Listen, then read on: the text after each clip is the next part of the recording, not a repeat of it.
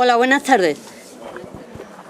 Estamos aquí, está el señor que ya conocéis casi todos, don Herminio Maillo, es magistrado juez del juzgado número 11 de Málaga. Ya sabéis que él colabora puntualmente con nosotros en la jornada que organiza BAO.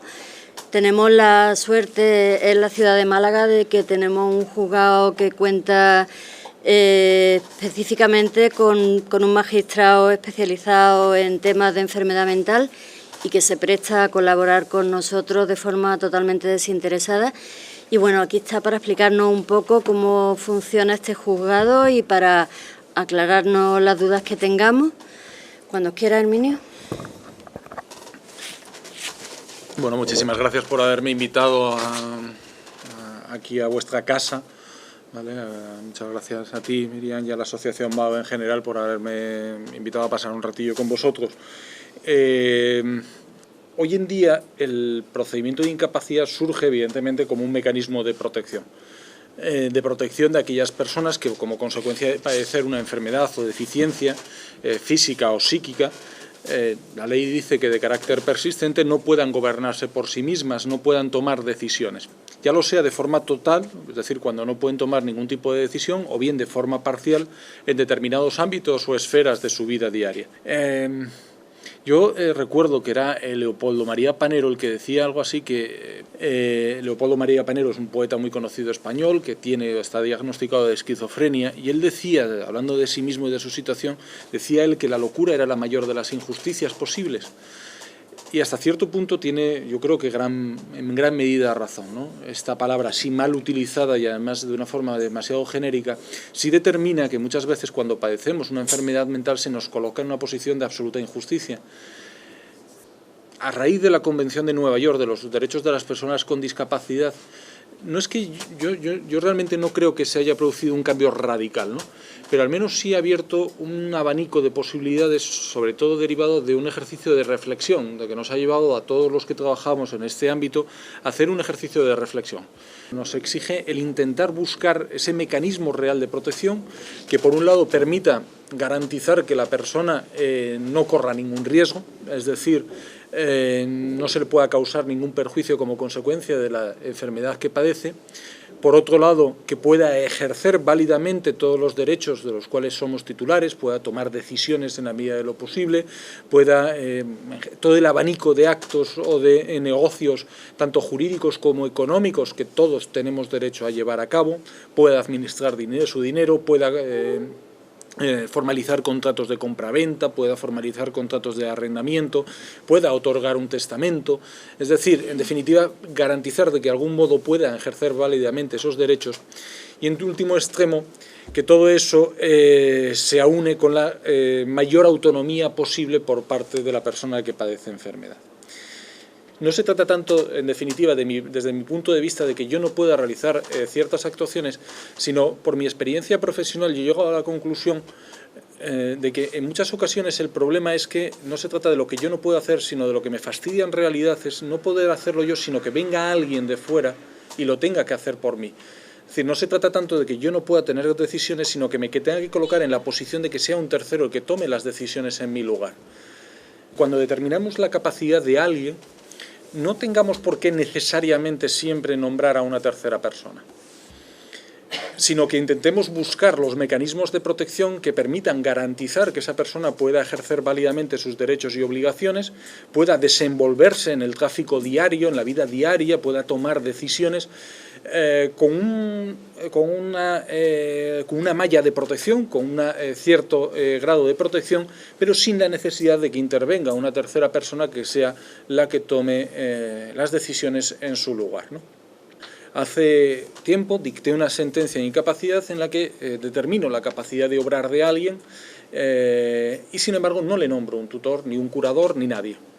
¿Cómo lo hago? La ley, si nosotros, no es tan difícil realmente hacerlo, yo lo pienso abiertamente, el problema es encontrar la situación en la que lo podamos hacer, ¿no? Realmente, hoy en día, cuando una persona que padece cierto grado de discapacidad intelectual como consecuencia de padecer una enfermedad,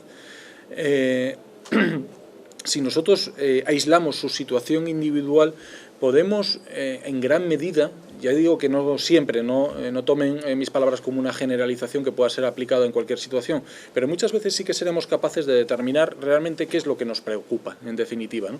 Pues bien, yo llegué a la conclusión de que muchas veces esa protección del patrimonio se podía hacer perfectamente sin necesidad de que hubiera un tercero. Podía proteger la vivienda o todos los bienes inmuebles que tenía o que tiene la persona con esa limitación, lo podía proteger mediante una anotación en el registro de la propiedad. Ustedes saben, la mayor parte de los bienes inmuebles no es estrictamente obligatorio, pero hoy en día yo creo que es prácticamente casi totalmente, en la totalidad de nuestras ocasiones, la inscripción de los bienes inmuebles de los cuales somos titulares en el registro de la propiedad. Pues bien, esa protección para evitar que yo pudiera disponer en un momento en el que tomara una decisión equivocada, empujado por las circunstancias de mi enfermedad, pudiera tomar una decisión equivocada, podía proteger ese patrimonio mediante una prohibición de disponer. Si yo administraba incorrectamente mi dinero, el dinero que yo tenía en el banco, el dinero que tenía para mis gastos, podíamos establecer un mecanismo, un sistema de control del dinero que yo gastaba, sin necesidad que yo tuviera que ir a pedirle a alguien permiso para gastarlo o sin necesidad de tener que pedirle a alguien dinero. Pues bien, si para adquirir un bien inmueble o para vender un bien inmueble la persona incapacitada que tiene nombrado un tutor, este tutor tiene que pedir la autorización al juez, ¿por qué no hacerlo directamente? ¿Por qué no yo, como persona que tengo ese grado de discapacidad y que se ha determinado en ese sentido mi capacidad, no puedo dirigirme yo directamente al juez? No voy a disponer de todo el dinero que yo quiera, no voy a poder celebrar todos los contratos que yo quiera, no voy a poder tener la libertad de hacer lo que yo quiera, pero sin embargo, dentro de un determinado límite que me he fijado o que hemos podido fijar, voy a moverme con autonomía. Ciertamente que no todos nos lo tiene que venir un juez a imponernos o fijarnos ese límite, pero yo no puedo fijar o yo no puedo gastar lo que yo quiera de mi cuenta corriente y yo no puedo comprar lo que yo quiera y no puedo vender lo que yo quiero. Es decir, que ese límite en cierto sentido existe.